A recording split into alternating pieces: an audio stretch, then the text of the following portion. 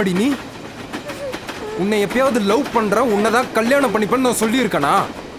போன தடவை திருவிழாக்கு வந்தப்ப கூட பாவாடை தாவணியில நான் ரொம்ப அழகா இருக்குன்னு கல்யாணம் பண்ணா என்ன மாதிரி ஒரு பொண்ணு தான் பண்ணணும்னு சொன்னல மாமா. உன்ன மாதிரின்னு தான் சொன்னேன். உன்னன்னு சொன்னனா? இல்ல மாமா, நான் அன்னைக்கு சமைச்சதை சாப்பிட்டுட்டு காலம் பூரா அந்த மாதிரி சாப்பாடு சாப்பிடணும்னு சொன்னியே மாமா. ஆமா சொன்னேன். சமையல் நல்லா இருந்தது அதனால சொன்னேன்.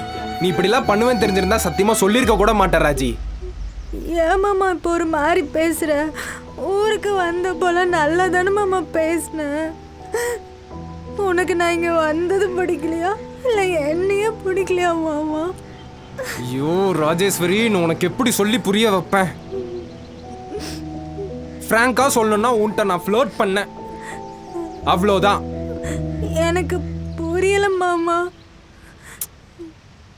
எனக்கு ஊருக்கு வரும்போதெல்லாம் போர் அடிக்கும். சரி அத்தை பொண்ணு தானேன்னு சும்மா ஜாலியாக பேசிட்டு இருந்தேன், அவ்வளோதான். அதில் வேற ஒன்றும் இல்லை.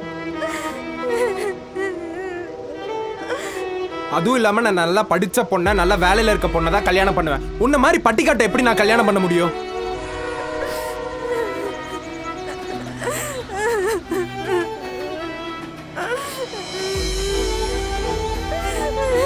ஏய் ஏய், அழாத.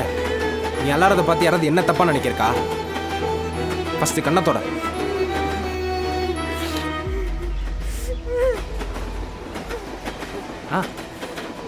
சும்மா. ஏய், நீங்க வந்திருக்கிறது யாருக்கா தெரியுமா?